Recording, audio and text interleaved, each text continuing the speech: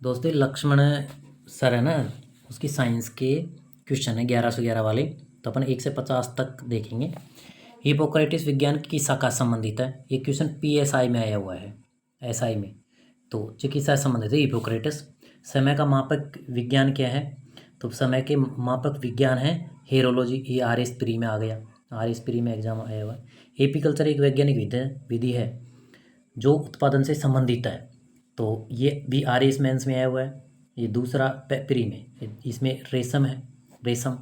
PC culture किसका माल पालन और उत्पादन करता है? तो मछलियों का करता है पीसी कल्चर। स्टेनोग्राफ में आया हुआ है। अंगूर की खेती को क्या कहते हैं? अंगूर की खेती को विटीकल्चर कहते हैं। ये राजस्थान पुलिस में आया हुआ क्वेश्चन है। मधुमक्खी पालन क्या कहते हैं? इसको एपीकल्चर कहते हैं। ये भी RPSC LDC में आया हुआ क्वेश्चन है अब 2012 में। कच्चे रेशम के उत्पादन के लिए किया गया रेशम कीट पालन कहलाता है। इसको सेरीकल्चर कहते हैं। ये कनिष्क लेखाकार में आया हुआ है। निम्न को मिलाइए। तो एपीकल्चर की क्या कहते हैं? एपीकल्चर में मधुमक्खी आएगा, एपीकल्चर में मधुमक्खी आएगा। सिल्वीकल्चर में सिल्वीकल्चर में वन संवर्धन आएगा। और विटीकल्चर अंगूर से आएगा।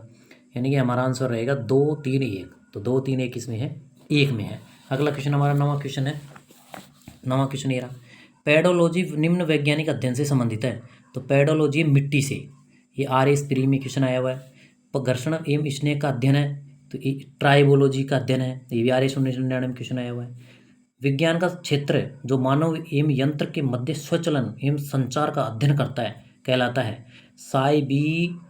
साइबरनेटिक्स। ये भी RS प्री एग्जाम में आया हुआ है। हाइड्रोपोनिक्स में अध्ययन किया जाता है ये मिट्टी के बिना पादप संवर्धन, यानी मिट्टी के बिना पादप संवर्धन में अध्ययन किया जाता है। ये भी RPSC LDC में आया हुआ 2012 में। बागवानी का एक प्रकार जिसमें बिना मृदा के पौधे उगलते हैं, तो ये कौन सा है? हाइड्रोपोनिक्स है। ये क्वेश्चन आया वरिष्ठ कंप्यूटर अनुदेशक में। अगला क्वेश्चन है 40 नंबर का 14वां, किसी संस्कृति के वैज्ञानिक विवरण के अध्ययन को कहते हैं एथनोलॉजी। किसी संस्कृति के वैज्ञानिक विवरण को कहते हैं एथनोलॉजी। RS प्री में क्वेश्चन आया हुआ है। त्रिआयाम में लेजर किरण बीम की सहायता से छायाचित्र बनाने की विधि का नाम क्या है? होलोग्राफी है। ये होलोग्राफी है। ये भी RS प्री एग्जाम में आया हुआ है। भौतिकी किस शाखा में अति सूक्ष्म कणों की चाल का अध्ययन किया जाता है? क्वांटम का सिद्धांत, जो क्वांटम मैकेनिक्स ने सिद्धांत दिया था। हमारा 70 नंबर क्वेश्चन है 17वां, एथनोबोटनी वनस्पति विज्ञान की वो शाखा है जिसके अंतर्गत अध्ययन किया जाता है किसका? पौधों का मानव के हित से संबंधित है। ये भी SI में 1998 में क्वेश्चन आया हुआ है। दोस्तों 18वां क्वेश्चन हमारा, माइकोलॉजी के अंतर्गत किसका अध्ययन किया जाता है? माइकोलॉजी कवक विज्ञान का अध्ययन किया जाता है। जेल परिसर में क्वेश्चन आ गया है। कवक विज्ञान, विज्ञान जिसमें पशु मानव शारीरिक संरचना का विच्छेदन सीखा जाता है किसमें? एनाटॉमी विज्ञान में सीखा जाता है। ये भी SI में आ गया क्वेश्चन।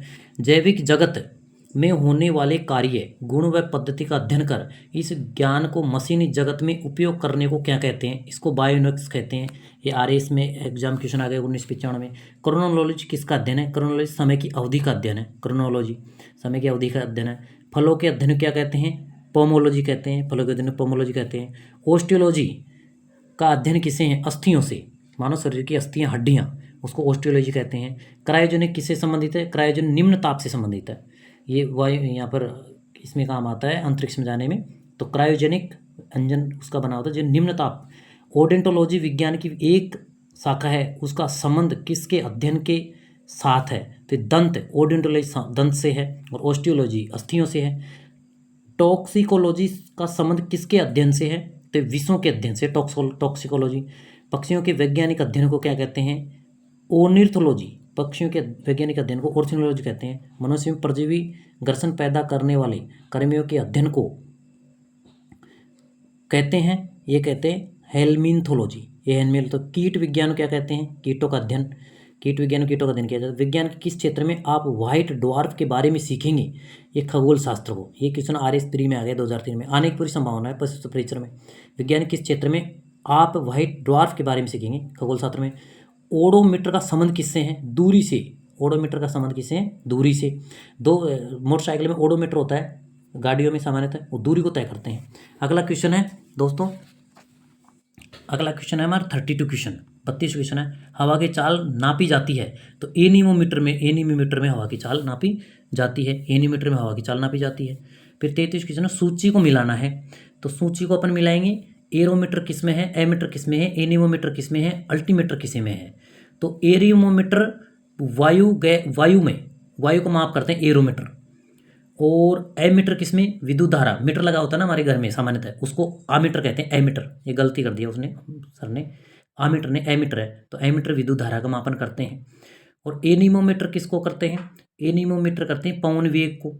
और अल्टीमीटर किसको करते हैं, अल्टीमीटर ऊंचाई मापन करते हैं। तो ये हमारा आ जाएगा 3 में तो हो जाएगा 5, 3 में 5 हो जाएगा। और एमीटर किस में हो जाएगा, विद्युत में हो जाएगा। और एनीमोमीटर किस में हो जाएगा, पवन के वेग में हो जाएगा। और अल्टीमीटर किस में हो जाएगा, ऊंचाई में। तो हमारा आंसर हो जाएगा 3। ये क्वेश्चन 33 वाला हो गया। 34 वाला क्वेश्चन देखो, 34 वाला, अति सूक्ष्म वस्तुओं के आवर्धन के लिए किस यंत्र का उपयोग किया जाता है, माइक्रोस्कोप का। पटवार 2021 में क्वेश्चन आया हुआ है, और एसआई 2007 में, वापस घुमा फिरा 2021 में आ गया।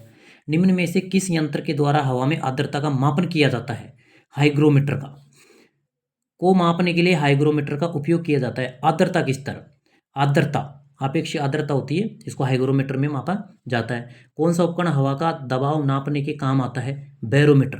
बैरोमीटर हवा का दबाव मापने में काम आता है। आंधी के आने से पूर्व बैरोमीटर के पारे का स्तर क्या होता है, सामान्य स्तर से नीचे गिर यानी कि सामान्य स्तर से नीचे हो जाए अगर बैरोमीटर का तापमान, तो पारे का ताप, तो सामान्यतः आंधी आती है। मैनोमीटर से किसका मापन किया जाता है, तो मैनोमीटर से किया जाता है गैस के दाब का मैनोमीटर नाप किया जाता है। सूर्य की किरणों की तीव्रता मापने वाले उपकरण को क्या कहते हैं, इसको कहते हैं एक्टियोमीटर। सूर्य की किरणों की तीव्रता मापने वाले यंत्र को। पाइरिलियोमीटर का प्रयोग को मापने में लिए किया जाता है सौर विकिरण का। ये क्वेश्चन आ गए वन रक्षक एसआई में। तो अगला क्वेश्चन हमारा 42 क्वेश्चन। तो फैदम मापने की इकाई, जल की गहराई, जो समुद्र की गहराई है ना, उसको फैदम मापने की इकाई है। दोस्तों मैं आपको बता दूं, सबसे अगर पृथ्वी पर सबसे गहरा गर्त है तो मेरियन ट्रेंच है, और सबसे ऊंचा है जो हमारे हिमालय में है। हिमालय में 8848 मीटर ऊंचाई है उसकी, माउंट एवरेस्ट की, और सबसे ऊंचाई 11,033 है।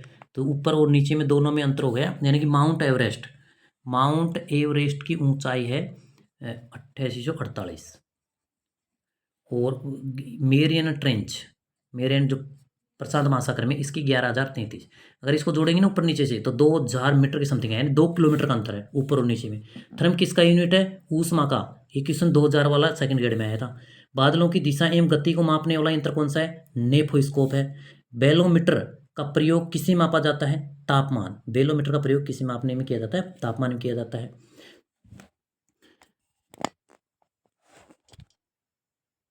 45 क्वेश्चन हमारा, निम्नलिखित में से वह उपकरण कौन सा है जिसका प्रयोग पवन के बल एवं वेग के मापने के लिए किया जाता है, एनीमोमीटर किया जाता है। एसआई पद्धति में ताप का मूल मात्रक क्या है, केल्विन है। तो ऐसे तो माप तापमान 4 सेल्सियस, फ़ारेनहाइट, रेमर, केल्विन। तो एसआई पद्धति है वो केल्विन है। मात्रों की अंतर्राष्ट्रीय पद्धति एसआई कब लागू की गई, ये 2002-2007 एसआई में क्वेश्चन आ गया। ये 1971 में लागू की थी। संवेग का एसआई मात्रक क्या है, तो संवेग का एसआई मात्रक किलोग्राम मीटर प्रति सेकंड स्क्वायर, किलोग्राम मीटर प्रति। संवेग और आवेग का दोनों सदिश राशियां हैं, ये भी ध्यान रखना, ये भी क्वेश्चन आया हुआ है। ये भी स्कूल लेक्चर में आ गया 2020 में। वन रक्षक 2022 में आ गया ये क्वेश्चन। त्वरण के को मापने के लिए किस इकाई का उपयोग किया जाता है, मीटर प्रति सेकंड का। वेग में परिवर्तन दर को त्वरण कहते हैं, वेग की परिवर्तन को दर क्या कहते हैं, त्वरण। तरंग दैर्ध्य का एसआई मात्रक क्या है, मीटर। तरंग दैर्ध्य की एसआई मात्रक क्या है, मीटर है। तो दोस्तों ये हमने 1 से 50 तक क्वेश्चन का रिवाइज किया है लक्ष्मण सर का, और आप जरूर देखें इसको।